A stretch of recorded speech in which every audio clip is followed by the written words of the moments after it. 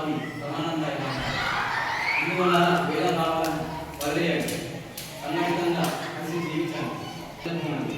మన గత చరిత్రను గమనించండి. మన జాబిత వీర విజయ పూర్వాదుల కీర్తిని అందించండి. హిందూ ధర్మము, హిందూ సమాజము ఏకీకృతం చేసి సింహాత్మకంగా అసలు శక్తులకు సంఘాతం చేయాలి.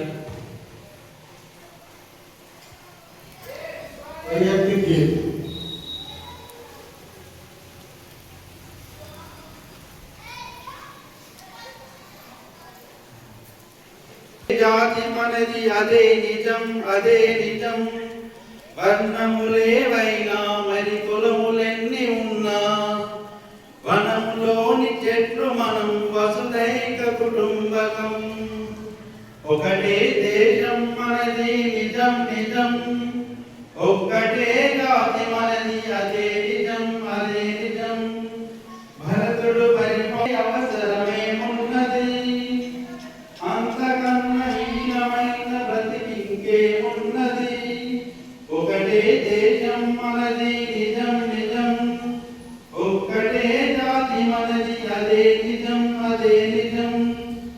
వాల్మీకి మనవరం అష్టాదశ పురాణం మనది నిజం నిజం, ఒక్కటే జాతి మనది అదే నిజం, అదే నిజములేవైనా మరి కులములెన్ని ఉన్నా, వనంలోని చెట్లు మనం వసుదైక. ఇక్కడికి వచ్చిన ప్రతి ఒక్కరికి నాకు పేరు పేరుగా నమస్కారం. ఆర్ఎస్ఎస్ అనగానే మనకు గుర్తొచ్చేది దేశభక్తి. ప్రోగ్రామ్ని నన్ను భాగంగా చేసినందుకు అందరికీ నా కృతజ్ఞతలు.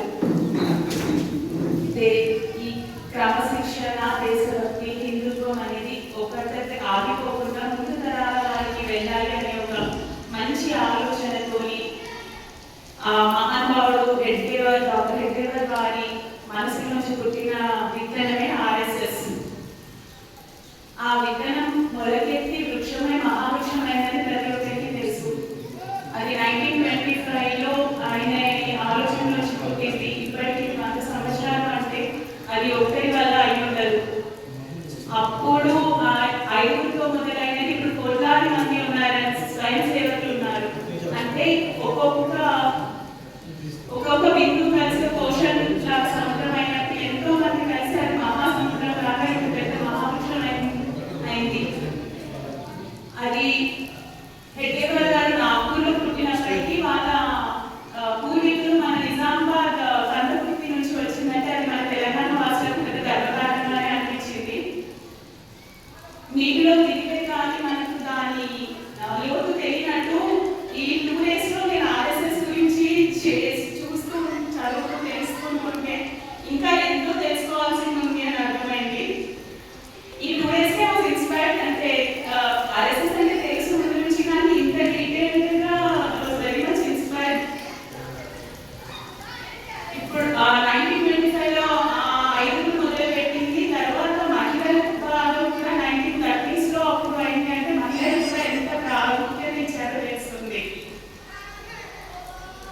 ఆర్ఎస్ఎస్ అంటే రాష్ట్రీయ స్వయం సేవక్, అంటే మన మానవ సేవ, మన సేవ నుంచి సమాజ సేవ, సమాజ సేవతోని దేశ సేవ అవుతుంది. అంటే దేశం బాగుపడుతుంది. అంత Indo China, Indo Pak wars లో కూడా ఆర్ఎస్ఎస్ వాళ్ళ సేవలు మన సోల్జర్స్ కి అందించారంట. అప్పటి నుంచి తీసుకొని ఇప్పుడు మొన్న కోవిడ్ వరకు కూడా వాళ్ళు ఎప్పుడూ ముందుగా మేము ఉన్నాము అని they're the first warriors of any disaster. So first వాళ్ళు ముందడి చేశారంటే ఇన్ని సేవలు జరిగాయి. ఇదే క్రమశిక్షణతో, ఇదే దేశభక్తి మనం కూడా అందరం ఒక్కొక్క బిందువై ఒక సముద్రం అయ్యేటట్టు మనం కూడా అందరం మనం చేయగలిగి ఈ దేశభక్తిని, హిందుత్వాన్ని, మన మూలమే అది హిందుత్వం. సో ఈ సనాతన ధర్మాన్ని, హిందుత్వాన్ని ముందుకు తీసుకెళ్దామని ఆశిస్తున్నాను. నాకు ఈ అవకాశం ఇచ్చిన ప్రతి ఒక్కరికి పేరు పేరున కృతజ్ఞతలు. ఈ అందరికీ నాకంటే ఎక్కువ సంఘం తెలుసు. 1970 సంవత్సరాలలోనే మన విజయనగర బస్తీలో సంఘం ప్రారంభమైంది. అంటే మనందరికీ, అంటే ఇక్కడ ఉన్న వాళ్ళందరూ సంఘ గంగలో పునీతులైన వారు. ఉత్సవంలో మాట్లాడాలి కాబట్టి నేను మీ ముందు మాట్లాడుతున్నాను.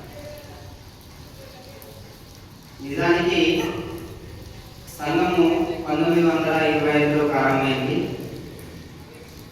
19 ఒక సంస్థ ప్రారంభమైతే ఆ సంస్థ మనం చూసుకుంటాం, అనేక సంస్థలు ప్రారంభమైనాయి. ఆ సంస్థలు ప్రారంభమై వృద్ధి చెందడం చాలా అరుదు. నిలబడడం ఇంకా నిలబడి వృద్ధి చెందడం అనేది చాలా కష్టమైన పని. మనం ఏదైనా చిన్న సంఘం పెడితే సంవత్సరంకో 2-3 సంవత్సరాలకో 5 సంవత్సరాలకో నామరూపాలు లేకుండా పోతుంది, లేకుంటే రకరకాలుగా విభజన అయిపోతుంది. దానిలోనే 4-5 గ్రూపులు అయిపోతుంది. కానీ సంఘం మాత్రం 1925 నుండి ఇప్పటి వరకు నిలబడి వృద్ధి చెంది 50 దేశాల్లో విస్తరించింది. అంతేకాకుండా భారతదేశంలో బలహీనులు పిరికివారు కాదు. ప్రతి దేవుని యొక్క చేతిలో ఒక శక్తి ఉంటుంది, అంటే ఒక ఆయుధం ఉంటుంది. ఆ ఆయుధాన్ని అనవసరంగా వాడరు. అధర్మాన్ని తొలగించేందుకు, ధర్మాన్ని నిలబెట్టేందుకు వాడతారు. కాబట్టి అది మనం శక్తి ఉపాసన చేసే వాళ్ళం హిందువులం అంటే. అందుకే అమ్మవారిని శక్తి ఉపాసన కొరకు పూజిస్తాం. మరి జమ్మి చెట్టును ఎందుకు పూజిస్తామంటే, సముద్ర మథనం జరిగేటప్పుడు దానికి ఉద్భవించిన చెట్టు జమ్మి చెట్టు.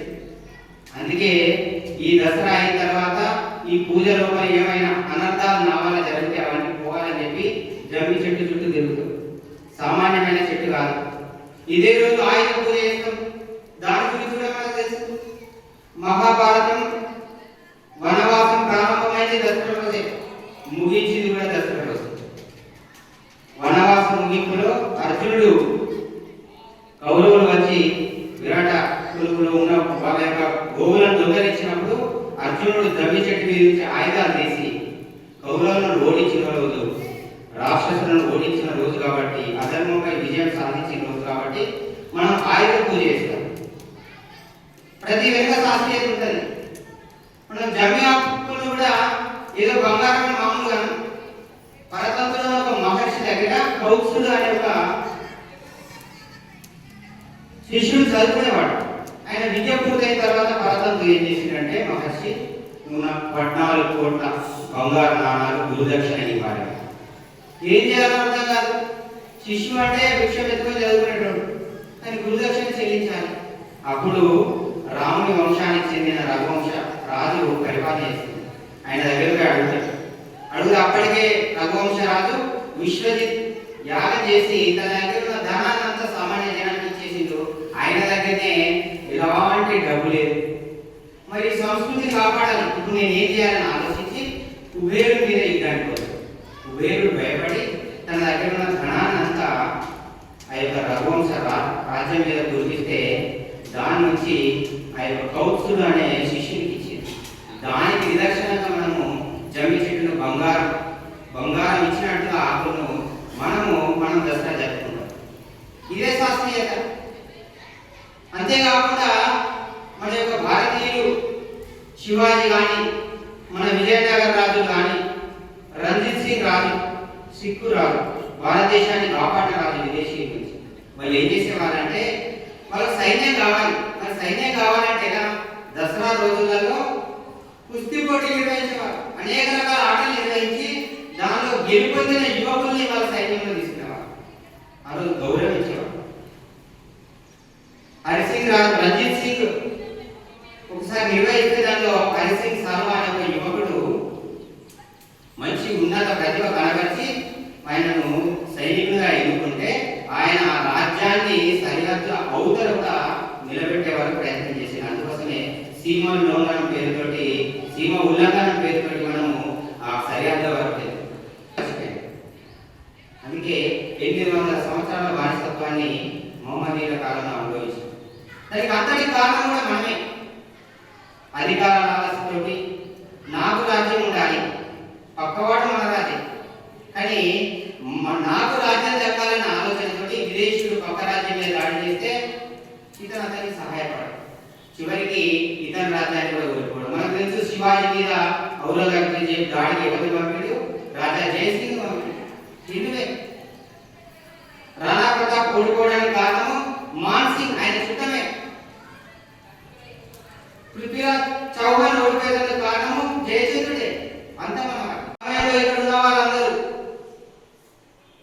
మంది ఈ దేశం బానిసత్వంగా ఉండకూడదని చెప్పి అనేక ప్రయత్నాలు చేసింది. మనకు తెలుసు స్వామి వివేకానంద కావచ్చు, సిస్టర్ నివేదిత కావచ్చు, వాళ్ళ తర్వాత ఉన్న బాల గంగాధర్ తిలక్, అంతేకాకుండా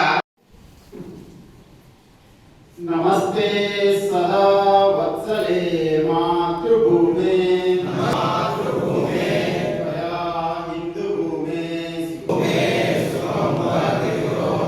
మహామంగళే పుణ్యభూమే త్వదత్తే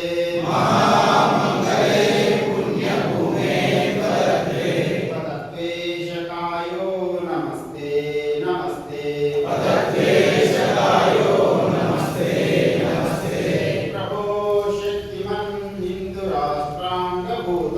ప్రభో శక్తిమన్ హిందురాష్ట్రాంగభూత ఇమే సాధకార్యాయ బద్ధాకటీయం శుభామాశిషం దేహి తత్పూర్తయే శృతం చైవ యత్కంటకాకీర్ణమార్గం స్వయం స్వీకృతన్న సుగంకారయేత్